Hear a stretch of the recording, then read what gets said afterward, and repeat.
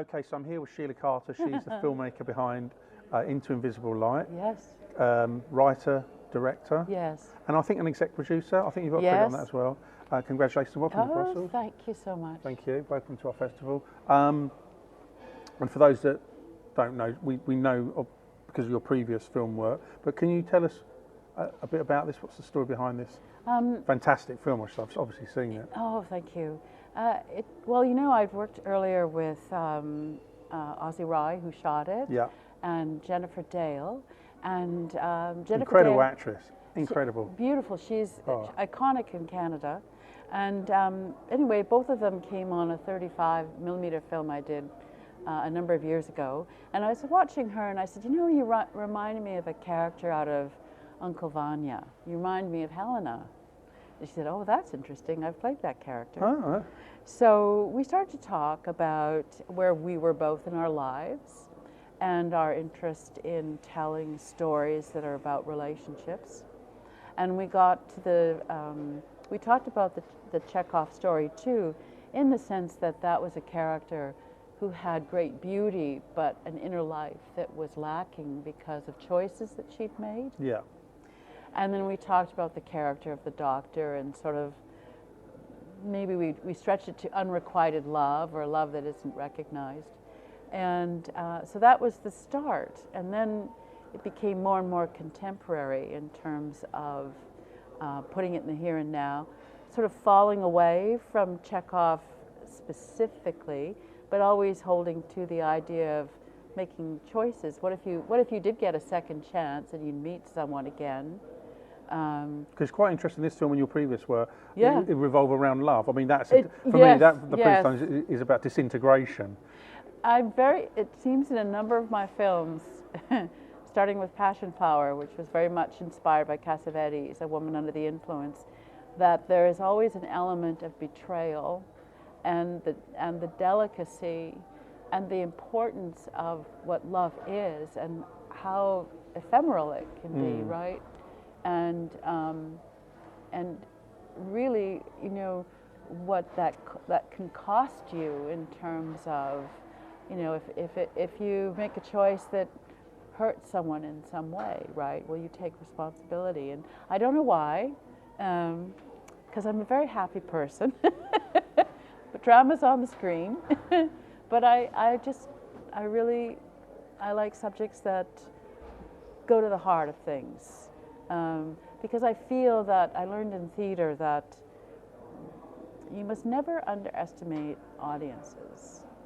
You know, I mean, your film might not be right for everybody. Yeah. But I've often found that when the audience did find my work, they would offer things to me too that I hadn't even thought of. You know, I'm sure you might surprise me today with an observation. It's just interesting you said about the films about relationships and love. I suppose that love is one of those things that is an endless pit is what endless well, Yeah. a bottomless pit, I suppose. Yeah. In terms of you will never ever tire of having stories about it, will Right. we? You know, Right. because it's such an interesting and life affirming. Yeah, Most yeah. people experience it, you know. Yeah. I guess, or most people would like to experience, Yes. you know. Yeah. And it can be profound and painful and incredible at the same time. Yeah. It's just, you know, Yeah. we've all had a heartbroken, and it is a destruction which is very difficult to explain to someone if they haven't had that happen to them. But by the same token, being in love is an incredible thing. It is. So it's the pleasure and the pain, isn't it? Yes, you know? yes. And And also in as the film, I mean, the film always tells you what it is in the edit, for sure. I feel, right? Yeah, yeah. And then there's the script that is the blueprint, and then there's what happens during filming that you know that there's going to be, you know, every day there's something you have to solve. You know, treat obstacles as a way, I feel, to make a film better. You don't always have that kind of energy because you're tired, but you work to make things the best they can. And so the film is also probably somewhat, I think, in fact, there was a critic that mentioned to me, much more poetic. It's about memory. You see it in the structure. And again, the look of the film, I know Ozzy's a cinematographer, but I love the way he shoots, and he has got, we should point out, he has got the most incredible back catalogue of work, hasn't he? Yes. But he has a really amazing eye. I'm learning continually from Ozzy, who's become such a great mentor to me. And we have another film now that we want to do together, and that will be our fourth project. Yeah. But you know, I don't want him to go. No. Don't go. Well, Ozzy. even the great directors often use the same cinematography. Oh, yes, you know, I can think of, I don't know, Spielberg's a famous one, or Scorsese. They tend to try and stick to the same people, don't they? Bergman. Yeah. You know, because they find someone and it works. Same editor if they can. Yeah. I mean, Ridley Scott's another one that sticks to the same, because they get the look that they want, don't they? You know. Right. Or they just, you have that. It's a simpatico, and you've got that that trust, and you've got that shorthand, and you know that well, there's a respect that has happened, right? And that's so important too for a director on a crew, right? To show that. Yeah, definitely. I mean, I really believe in having the best idea up there, and that film is a collaboration. But you have to come in as a director and be prepared. It's a leadership, you know, situation too, and you have to do your homework, and then you have this possibility with a crew that just, if they love making films, they'll do anything for you, and that's what's been so rewarding, is to, in particular, this film, which was the next step up for me in terms of how Canadian film works. You know, it had a theatrical release, and to have the crew, you know, all the way to the people who are driving the cars and picking everybody up, and the makeup people and all of that, to see their work. And we talked about this earlier, about in life, you know, with the creatives, that whether they're editing or cinematographers or sound designers or graphic designers or whatever, you've got to be, I suppose that is reflected in life. If you're not in on the project, you're not really going to be helping, are you? Yeah. Because it's not, you're trying to get a vision on celluloid, I mean, that's an old saying, but post it on digital, but whatever, you're trying to get a vision. And if you've got people that aren't putting the weight, well, it's a terrible thing, and you know, it sounds brutal, but they've got to go. They got to go. They've got to go, right? And that's something I learned from Ozzy too, because he came up, I'm going to say in quotes, through the British system, right? Very disciplined, and a couple of times in my experience on my films, there have been a couple of people that they just, it's not for them, right? And if you find out too late, then you're in trouble. In trouble. Can I ask, when you're putting in the, because you're not the editor on this, but you're there with the editor. Oh yeah. Has it ever struck you that, and it's a bit of an odd question, I guess, really, but you're putting together a film, you have a story, I assume you've got storyboards, you know the flow of the film, you know what you want to tell, and that's fine. Yeah. But have you ever reached a point where you're editing a film, it could be this film, any film, and you've suddenly thought, actually, if I was to do this with the edit, we could take this film in a completely different direction? Oh, yes. And when that's happened, have you ever been tempted to go down that path, to the dark side? Because you can in the edit, can't you? You can. Yeah, I have to think about that, because, whoa, intense. I mean, I think what I try to do, and certainly the relationship I have with Chad, who's been my main editor, though I've had Michael Renschik, who's been excellent too, because we had already a trust in simpatico. We've never really argued about anything. But I'm willing to see if he wants to try something. Because that's always the danger, isn't it? Yeah. That you're the creator. Yeah. He's the gun for hire, if you don't mind me saying, right? Yeah. To have that independent eye, because he's a super editor. But I'm assuming there must be times when he said, look, we need to cut this, it's not working. And you've gone, whoa, hang on. Oh. It must happen, obviously. Listen, there was definitely, you have to kill your darlings. Yeah. There were definitely some scenes that didn't get into the film where Chad said to me, Sheila, this is not working. And I'd say, well, try it here. I love it. It looks so good. It's so good. Or even when we have to be so down to these frames have to go because this is where the cut should go, because I have a sense musically that this is going to slow down the film. I mean, the film started, I think we started somewhere with 2.5 hours of stuff, right? And the dreamlike sequences that represent her subconscious as she changes and lets go of grief. This is the main character, sorry. The main character, sorry. Yeah. As she lets go of grief. There were several other of those that I loved. And they were? But was he right? He was right. You see. Damn. He was right. Because I honestly, anything to film is very hard. But the editing in particular, I just think, oh my God, they're relying on you to come up with a perfect cut. Yes. Now I know the director's 99 times out of 999 times out of 1,000 going to be there, because they are, aren't they? But even so, they've got a horrific responsibility. I mean, in this one, for instance, on the business side of things, we had to, if people are, sometimes this is hard, because you have people investing in the film and they're thinking about, oh, it's got to fit into a time frame on television later, or it can't be too long if we're going to get a theatrical, if we want to get a space in the theaters, right? It's usually they wanted me to have 100 minutes, and there was, at one point when it was like 105, and I was thinking, but it's so good. Let's see. Well, you still had to cut the 5 minutes. Oh, yeah. Really? So that's when I lost some of the dream ones, when we really sat down and we said, and then sometimes there'll be someone who really doesn't get it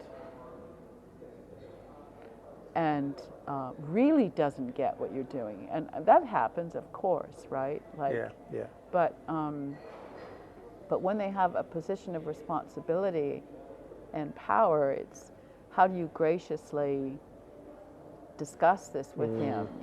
Sometimes I've had to, because we had one person that is very literal in terms of what they're looking at, and you realize you're just gonna have to win their trust somehow, and then once it gets in front of the audience, let them see that your vision will hold the story, right? Yeah, and so it's I look back now on the number of years that I've been doing this. I'm always learning something. Because you worked with 35mm and you've made you transitioned to digital, haven't you?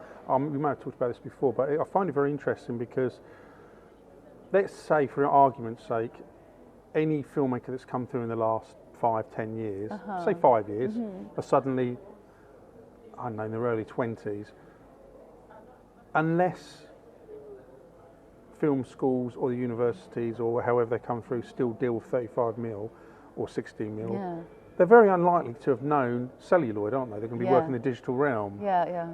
But yet you've gone from that and 35mm to, and let's be quite honest about this. I know there's an argument still about shooting on film. Digital is so good now. It's so good. It's hard to argue against its use. To be fair, for cost. For time saving, because you can turn around scenes very quickly. There's no processing anymore. Yeah. But you know that world, and you've come from that world where they're literally cutting film and slicing film to it all being rendered on computers. So, but do you miss that? I mean, or are you've got? Is it a case of, okay, that was brilliant, but we can leave that behind. It was great, but of its time, and now we can move forward because it's only going to get better, isn't it? Yeah, and I think I think the way I've tried to look at it is, what suits the project? Like my editor now, I think I mentioned to you, is just working on something where a very established actor with a lot of support, he's been shooting in 16mm. Wow. 16. Wow. And some of the labs are having like, okay, wait a minute, where's that equipment to do this feature? And the gentleman, the DP on that is basically at times handheld or out of focus, and they want that. It's like, it's extremely experimental, and yet my editor was telling me, he's as the assistant, he said, it's Sheila, it's gorgeous. Well, because of the colour and the way it just looks. Just the kind of the way this gentleman is working with light, natural light, how the 16 is picking up on it, because I mean the sensitivity of film. I mean, these high-end cameras, digital cameras now, they must be able to. They're getting there. They're getting there, aren't they? So, are you shooting 4K? Because now the big thing is, of course, 8K, isn't it? Where are you in this? Are you presumably shooting in 4K? 4K. Which is, to me, looks glorious anyway. Yes, 4K. And I mean, the thing about 4K, that takes up a huge amount of data. We should point out. I mean, you need probably banks of hard drives. I don't know how quite works probably slot in, but it's sorry. It gets back to my, I suppose, the question before. Are you sorry to see the back of it, or do you just think, well, that's how it was, and let's move forward? Do you miss it? I think. Because digital is convenient as well. It's super convenient now. Yeah, you know, I'm not sure. I think. What I miss, or what I notice, and reason why film festivals are probably exciting in terms of the gathering, is that I miss in some young people, right? Not all, a lack of desire to look at what those films were, to look at the history of film, right? They're so like this, quick. So for instance, are you saying something like this? Citizen Kane is a good example. You know, often cited as the greatest film ever made. I mean, I don't know about that. It probably is in the top 5, and it's incredible. There's no getting away from it. Or King Kong. Or Nosferatu. Nosferatu. And when you read about how they did King Kong at that time. Oh my God. I mean, I think in some cases I would say I miss the spirit of what it takes to use that kind of material, that dedication. Are they just not interested because they're now much more modern? They say, like you say, it's well, I small snippets now, isn't it? I think right now, for the last couple of years, there's just this, let's make films. Let's put it on our phone. Let's do this. Let's do that. Yeah. It's hip. It's in. I don't know what the next thing will be. Right? More power, smaller. Yeah. I guess. Yeah. But that I always makes me laugh on this because you. Is that showing my age, maybe? Well, no, because it's very interesting because I agree with everything you say. But for me, it doesn't matter how good the equipment is, or how powerful the equipment is, or how cheap the equipment is. If you can have a shit story, it doesn't matter if you spend billions or $10. The story's everything, right? So, it's great because it's democratized filmmaking, and it has made it much easier because you can pick up a camera and anyone can shoot. Doesn't mean you're going to make a good film, does it? Right? No. You could have and conversely, you could have the best equipment in the world and make a shit film, which often happens. Often happens. And yet you can have not just middling equipment. There's $1,000, but you can make an incredible film. Yeah. You know, because of story. Because of story. Everything. Because of the sensitivity to the events, right? Yeah. To who you cast, camera, very sensitive to who's, in front of it, right? Yeah. You can't lie to a camera. No. So. And that's reflected in films. Sorry, I wanted to say that earlier. The cast, they are good looking, but it's more than that. They're very, especially the lead actress, there's something really ethereal about her. Yeah. And her skin is amazing. Yeah. And that really shows up in your films. I guess you choose her for all sorts of reasons. You worked with her before. Yeah. But actually, she does have a magnetic look to her. She does. Yeah, she draws you in. She's got a really lovely skin tone, doesn't she? Yeah, and the hair as well, the red hair as well. Of course, she's a brilliant actress, but she looks, she draws you in, and I guess that's part of what you want to achieve, isn't it? You want someone to be drawn in by the character. The inner life of actors who are very well trained, and they understand how that they have to have something going on. So what is going on in terms of the moment that the camera sees, right? And suddenly there was even the wonderful young actress who's the daughter. We'd had a difficult time the night before because of a particular location, and the next day we were shooting the scene where she at the end of the film, right? Not to give too much away. So no one had seen her perform yet, and we put on the music just to do kind of a run rehearsal, and people started to gather, and they watched her, and it was like, yes, and that re-energized so just bang, got everybody in terms of the night before when it was all late and the equipment wasn't, or whatever wasn't working, and we had to get out of there. A producer was saying he's gonna, we have to pull the plug now, that overtime, and that kind of nonsense. And Yeah, because they're thinking about the bottom line. Yeah, they're thinking bottom line, and you're not thinking bottom line. You're thinking, okay, wait a minute, you want this good on the screen. So, I mean, just going back even, and then to move on, you asked me about, do I miss film? I haven't given it a lot of thought. I think I just trust what my DP wants to work with.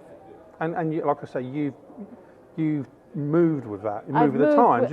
It's part of the flow, I'm not isn't going it? to argue that it's better or this, because now, I mean, in the beginning, yeah, digital had to learn people's trust. Yeah, and really become good. Yes. And Yes. all sorts of reasons, the colours and the saturate and the look and everything. And I can go back and see digital films that were made a few years ago, and they were okay.